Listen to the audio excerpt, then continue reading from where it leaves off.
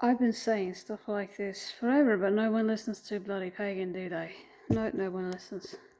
You start saying the reason why you survive all these things that you shouldn't, is, basically through magic, and then no one believes. Okay, so I understand, but it's in the fucking bloody news. Will you at least believe those people? Will you at least believe them? Finally, something's gotten in the news. Doesn't it get in there often? Because let's just face it. At the end of World War II, people just said, oh, well, yeah, it's over, everything's good, just smoke weed and we'll have fun and not worry about it. Not like it's going to bite us in the ass later. And no one really cared to investigate further, to prevent all of these people who retreated and went into hiding from, basically fucking like jackrabbits and then recruiting like jackrabbits. They retreated to places that typically were not very populous, and so basically what they were able to do is, think about it, if almost nobody lives there, you can bring an entire cult of hundreds and thousands of people to that area, and you can control, because almost no one's there. It's not like you're going to have to shoo anyone away. You start bringing all these people to that area, you can control who's the doctor, who's the autopsist, who's the, really any figure of authority. You can control anyone who could either end a life or cover up a murder. You can control who gets those jobs. That's exactly what they're doing in these small wee little towns, and that's why you don't hear about it normally on the news. But in recent years, they've actually gotten a lot more bold. They've started to live in areas where they had no control on purpose, to try and infiltrate places, to try and do things underground. And sometimes, despite their efforts of trying to cover it up, they just don't have enough people to cover it up. Which just is so with what happened today. With what happened today, like I said, you'd never hear about it if it was in a place where they had control. But this happened in a pretty populous city in New York. I don't know exactly which city it was. And I'm not entirely sure if the second thing I'm going to talk to you about, which I think might be related, I'm not entirely sure how far away that is. That one I know is, I believe, in Buffalo, but I don't know how far away it is from what I'm talking about right now, but it's in the same state, and it makes you think that it might be connected. I'll talk a bit more about that in a minute. Let's first talk about the poisoning issue, okay? I've talked about this, I know I have. I've talked about this before. I've talked about even the symptoms that one gets. I don't know if I've gone into great detail with it, but it is something that they can either put in the HVAC or they can put in any kind of place that is not airtight in your house. If they find a crack somewhere, if you've got a log cabin and there's a crack in there, if you've got a door that's got a crack underneath the door or something in an apartment, they don't have to actually break in. But a lot of times, these people end up being your landlords. And they also don't have to break in because they got a fucking key. Okay? It ends up being people like that. You don't always have proof of someone breaking in, because that's how they do it. They either stay on the outside and put something through a crack like that, get in the ductwork and things like that, or they've got a fucking key to the house or to the apartment, which is what happens in my scenario. They got a fucking key, unfortunately. They're basically my landlord, unfortunately. It's my evil fucking family. When I was born, basically, this is the kind of mindset these people think in. Literal 1300s mindset. They gave my mother something, and I promise this has something to do with what I'm going to say, to prevent her from actually giving birth. she was in labor, and they gave it something to stop the labor mid-labor, to try and suffocate me in the womb. And when I did not die, they thought, okay, well, if it comes out normal, then it's a child of God. If it comes out dead, then we killed the witch. If it comes out, alive but not normal, then it's a demon. And the third is what happened. I came out with a red ring around my irises, and they thought that to be, quote, a devil child, and so they called me that for quite a while. Then they switched to witch because they thought it was too obvious, and they didn't want me to know anything. They wanted me to be oblivious, and they would try to be nice and give me things and turn right around and physically abuse me. They would gas me. They would put poison in my water and my food. They do all sorts of things. They would try to drown me. There's very little they didn't do. They'd inject me with things, and no one believes my story. Okay? But it's because of things like that I lived long enough. One time they literally put me in a box and buried me, and police just happened to notice a strange guy, with a bulldozer in the middle of the night, and thought that was odd, and got me out just in time. I'm telling you, things that they've done to me, no one would believe. But maybe you believe the things that are happening in the news. There's a lady on here that actually says that no, it's happened before. It's happened a lot before. She lived there about 4 years, I think, is what she said. She said, this has not been the first time, but it's the most deadly. That's what she said. And if you don't want to take my word for it, you can look on the various news channels that have her interview. Okay, you can go on YouTube and see her interview, what she said. The symptoms that the emergency responders got was oddly familiar to when I would leave my house and I'd come back home unknowingly. They'd put poison in it. Nowadays I've got, protection magic that kind of fights against that, and so I don't have to worry about it. But before I knew that I was even under threat, I had no idea, and I just walked in and everything was fine for about 20 or 30 minutes.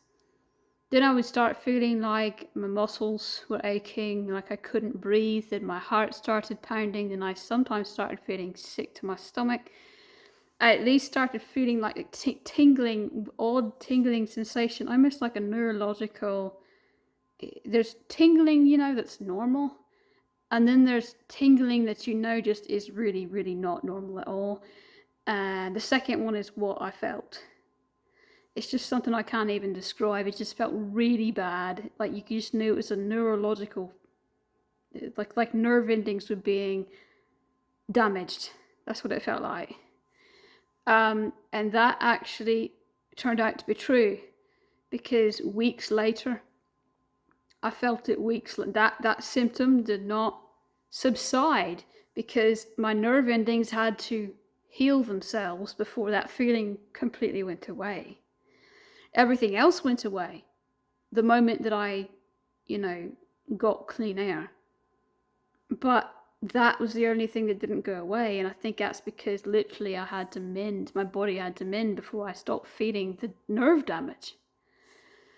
So they didn't talk about nerve damage, and they didn't talk about aching muscles and things, but what I thought was really interesting, they talked about the allotted delay, that there's a delay in time between when it happens initially, you're exposed to it, and then 20-30 minutes later is when you feel it happen. So they said, and I quote verbatim, a half hour after the emergency responders were exposed to this, they didn't know. It doesn't smell like anything. You can't smell it. You can't see it. It's nothing that you can see or smell. And they walk in there. They just think that there's two unresponsive people they have to tend to. No hazmat, nothing. They don't feel anything wrong for 20-30 minutes, right? Which, think about it, to someone who's a domestic terrorist could have an advantage. Because if it's got a delayed effect, then in many situations, you're not going to realize exactly where the poison was. say you're on a subway or something, you won't know exactly where the poison was. You might just assume that it happens when you start to feel the symptoms, and wherever you are when you feel the symptoms, that's where it is. But it's not. It could have happened, like I said, way before that. And so, anyway, they are talking about this being a delayed reaction kind of thing, and that they didn't start feeling ill until a half hour later. And so then they were taken to, of course, the hospital. Presumably they're going to be okay, we don't know. Like I said, the lady that they interviewed said that stuff like this has happened before, but that you can infer by kind of what she said that this might be the first time that people actually died from it. So what happens is you stay in there too long, you pass out. You go unconscious. And if you go unconscious for too long, you're dead. That's exactly what happens with whatever kind of poison this is, and I'm not sure. They seem to really like cyanide. They put it on my blankets, on my pillows. They've blown it in the house before. I wouldn't be at all shocked if it was something, if it's not like that, maybe something like that. But honestly, I know more about how it feels and less about what kinds of poison are out there. Only the reason why I know about cyanide is because one time my father was, giving me a blanket, and this lad was standing there explaining to my father that the cyanide would not, when it's tactile like that the cyanide would not escape into the atmosphere, that it would stay on the blanket, and that it would be completely safe as long as they didn't wrap themselves in it. They'd be completely safe. So basically, I remember him saying osmosis, and that's how I learned what osmosis meant. And honestly, I didn't fully understand, because my father was explaining to me as if it was a good thing. He was trying to make me think that the poison was a good thing, and that the quote osmosis was like something magical. And so I would wear the blanket with the osmosis thing, but I would feel really tired, and then I would feel like I can't breathe and just all that. So anyway, let's go back to now the other thing that happened. There's an explosion that happened as well. Like I said, in the same state, and it's not that big of a state, so this happened within hours of each other. Could be just somebody, working their rounds, saying, okay, we're in this area today, we're going to do this, and this today, and this is the next thing on the list, is doing this explosion. I do not think it's the same building. I think it's a different place, but like I said, it's close enough. It's in the same state. And so I think that whatever they blew, it was a literal huge explosion. Please watch the video on the news about it, because literally there's this lad standing in front of the building, probably and it might be a mirror. It's just odd with the camera, there's this odd flip-flop mirror thing, so it might be reversed is what it really is. But there's a lad right here, the building's right here, and then the other side of the road and the other buildings are kind of off camera, right? So the lad's standing right here, the building explodes, and it just, he just literally flies midair off screen. You don't know what happens to him, because after that something falls down and there's a huge crash, and there's a bunch of clouds of smoke, and the only two people that you can see that's left is the two firefighters in front, and you can see them kind of shuffle with each other. One guy is kind of saying, come on, and he's trying to push the other guy to safety. Actually, I don't know if it's a lass or a lad, but these people, whoever they were trying to help each other to safety. So you see them, but you don't know what happened to the other people. And you definitely don't know what happened to that guy that looked like he flew an entire block. It was a huge ass explosion. It was unnatural. To think it's just some person who had a little too much drugs and did something stupid and accidentally set something on fire. I'm telling you, this is way too big for something like that. This is a legit explosion. And it could be nothing, but it could be something too. You know, it's very peculiar to me that not only did this just happen relatively in the same area, so to speak, happens within hours of each other, and it happens one day after my family say they got some kind of friends coming over or whatever. I'm telling you right now, every time they got friends coming over for like several days, most of the time it's not friends coming over to visit, it's a meeting. Like the last time this happened, they had a quote meeting that they didn't say it was a meeting. They said it initially only a couple of people were coming, and then they started saying that like 20, 30 people were coming, and then all of a sudden they changed the story again and said, well, only a couple of people ended up showing up. You know, they were saying it was social, but I knew it wasn't social. For several days, they were in this intensive meeting deciding what they're going to do. You know, I'd finally, through clairvoyance, kind of gotten visions of finally the FBI are finally starting to figure out who these people are, and they finally might start to arrest them. I'm like, yeah, it's about time, because I've been through hell my entire life. Over 30 years I've been through hell because you guys don't care about an individual person, do you? You know, and when someone tries to tell you something's wrong, you don't listen. When they try to tell you that it goes beyond them and it goes beyond you, you don't listen to them, do you? Yeah, I know you don't, because you never listen to me.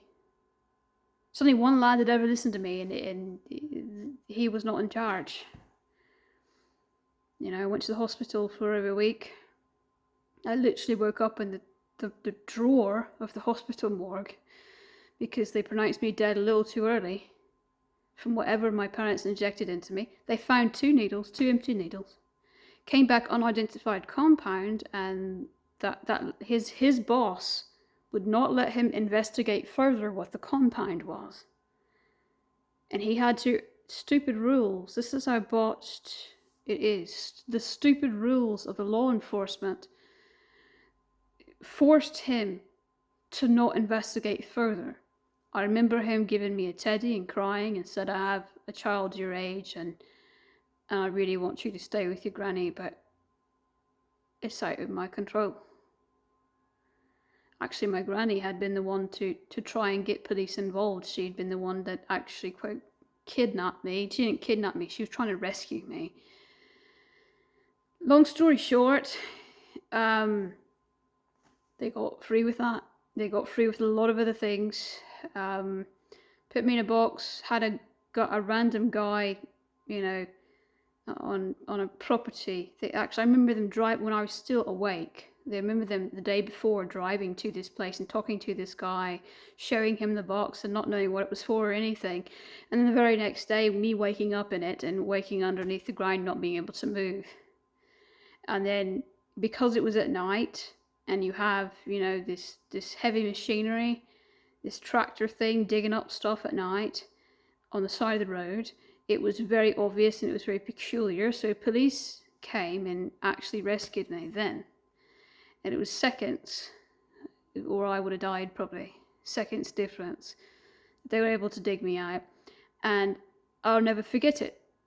You know, one guy was really remorseful and saying, I can't believe this has happened to a child or whatever. He's the lad that stayed with me. The other guy was interrogating the guy that had helped bury me, and the guy said, I thought she was dead,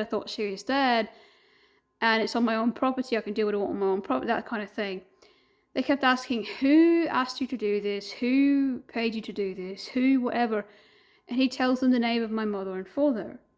And at that point, that's when you know that there's a hitch in the system. That's when you know that, you know, that there's some kind of something ain't right. There's a weasel there. Because the lad said, oh, I know them. They could never do something like that. No, I don't believe you. You're the one who did this. You're the one who tried to kill this child. You abducted this child. There's no agreement. They didn't ask you to do this, which they most definitely did. So they blamed it all on that lad, you know, who wasn't supposed to be doing something anyway. But they blamed it all on him. And they totally purposefully left my family out of it. I think because that policeman was a Nazi as well. Going back to a more recent time, okay, like I said, they had this meeting, quote meeting, for several days. Couldn't get them to say anything, and usually if you don't answer the phone, they are gonna drive over to your house and bombard you. They know where I am because they essentially, unfortunately, my landlord. So, they're gonna drive over here anyway. Believe me, if I could give out my situation, I would. And right now I can't. So, they're always forcing you to answer the phone, but yet they didn't call or anything for several days. And that's how I knew that they were doing something extensive with all those 13 mountain people there, okay? So eventually, after everybody leaves, they say, you know what, we're going to go on vacation for a month. And, if that isn't odd enough for you already, like I said, I knew the FBI, somebody had finally gotten word and finally started to investigate my family, but that doesn't mean that I'm going to get justice. That just means that they know that they're on their radar, but they're going to have to prove enough to arrest them. Well, I got some good news and some bad news on that.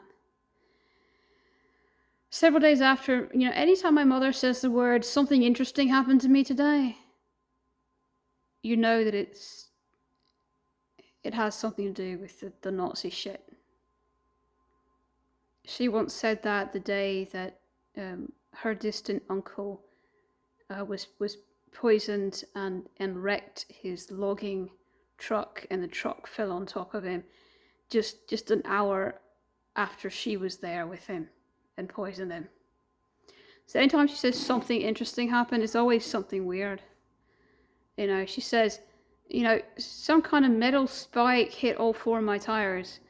And I was just, and you could tell she was lying.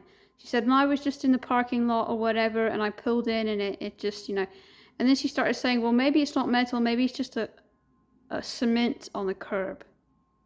All 4 tires, I say, Mum, all 4 tires. She said, yeah. And then eventually, she changed the story and said, well, we had to walk home, and, we got all the 4 tires replaced or whatever, but we had to walk home because it wasn't going to be ready. And then the very next day, she said, well, we got the tire fixed. And I said, well, I thought you meant this all 4 tires. Well, she said, well, yeah, we did. We got all 4 tires fixed, but there's only 1 tire that actually punctured. And I said, well, that's not what you told me yesterday. You said yesterday that metal spikes punctured all of it. She said, oh, no, I'm pretty sure now it's just a curb. But no, it's only 1 tire. It just keeps changing and changing. The story constantly changes with what she's saying. And, usually the first thing that they say is the truth. So metal spikes punctured all 4 tires. I do not believe it was in the parking lot. I believe it was somewhere else. They might have been able to drive to a parking lot. But anyway. Spike strips. Somebody had set out spike strips. Right before they said they were going on vacation, they complained about how many police they saw on the road. And I said, really? Because I was just out there and I didn't see any police. It's like, how can I go out there a day before you do? I don't see any police. And you keep saying you see all these police. And granted, I did hear police, with their sirens, several days later. After I'd gotten back, I heard some stuff and I thought, wow, that's really odd. That many sirens for that long. They must be catching somebody.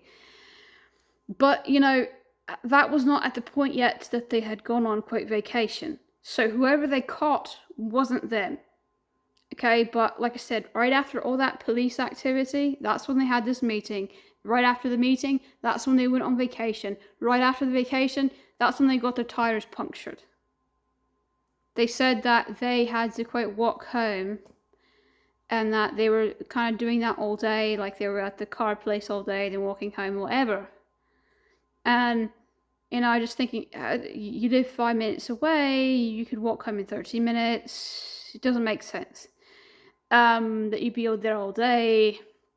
But that was their reason, you know, for not, you know, apparently, I didn't even ask why. They just thought it would be odd that they hadn't called me and forced me to talk to them yet. So that was their, you know, their excuse. What do I think happened? Like I said, I think police apprehended them that day. They arrested them, but they did not have enough evidence to charge them with something that would merit, you know, something without a bond. And so they had only enough evidence to charge them with something smaller. And unfortunately, that allowed them to have a bond. And because that these neo-Nazi type cults save up money for things like this on purpose, they were able to be bailed out within the same day. So this is very frustrating to me because they were arrested and then they're bailed out in the same day. Meanwhile, I still have to look over my shoulder every second of my life. Meanwhile, I'm not free. Meanwhile, you know, I'm fighting them every time I leave the house, every time I go to sleep. They're trying to do something to my house, to me. I had a terrible childhood. I was never allowed to be a child. You know, forget how it scarred me emotionally. Physically, it affected my body. Physically. I'm lucky to be alive from it. I'm also lucky that they never thought I was normal and never actually accepted me, because I was allowed to think how I wanted to think and be how I wanted to be, and you know, I wasn't ever drug into that nonsense. Instead, I was treated like rubbish. I was treated like a demon child. I was treated like they would treat a quote witch in the 1300s. That's how I was treated, basically.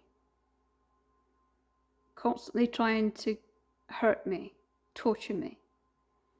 That was my childhood. And because of that, luckily, I never trusted a word they said. I was able to have my own thoughts about things.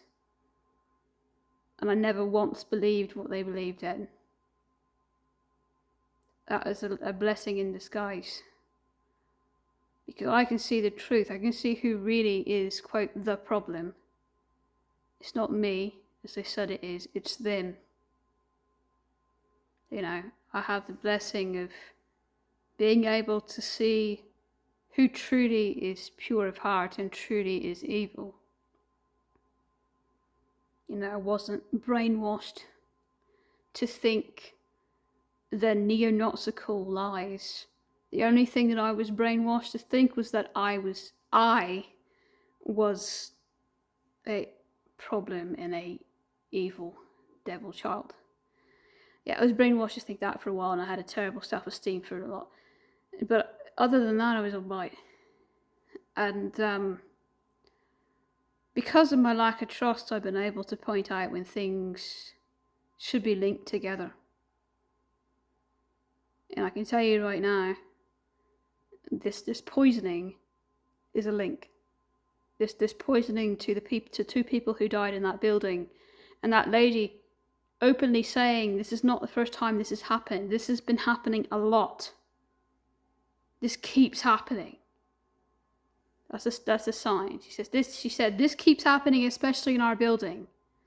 That's exactly what she said. The same exact symptoms that I have when I leave the house.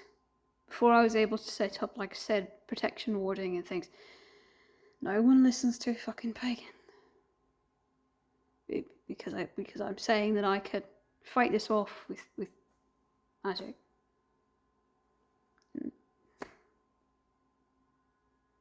No one believes magic is real, so me saying that I can prevent the poison from coming in just by using some warding spell. This is why no one listens to a fucking pagan. And that's why really want to stress, if you're not going to listen to me, please just look at what's going on in the world. Just listen to that lady that they interviewed. This is not the first time, and it won't be the last that something like this comes up in the news. And if you're not ready and you don't see the signs, you will die. You will perish. Because you're going to trust that your environment is safe when you shouldn't. Now, by all means, if you feel fine, then your environment's probably fine. But if you start feeling really odd, like you've been poisoned, you got to expect that it's poison. You got to expect that even if you think there is no way that anyone could ever do something, get in, whatever, you cannot rule that out. You can't rule out friends, you can't rule out landlords, you can't rule out literally just a crack in the door. That's all they need. I'm telling you right, an open window, I'm telling you right now. If something feels odd, get out or you will die. You will die like those two people did today. I'm trying to warn you. I'm hoping that people will listen. I think a lot of the reason why I survived, my spirit guides and guardians saved me in times that I would have otherwise died. And I think there's a reason for that. I lived long enough to figure it out. Most people die before they figure it out. And if I can warn people, maybe I can save people. Why am I doing this though? Why? No one listens to a bloody pagan. Why am I doing this? Why am I putting myself out there like this? Why am I desperately trying to warn somebody that I know is not going to listen to me? Nobody listens to fucking pagan.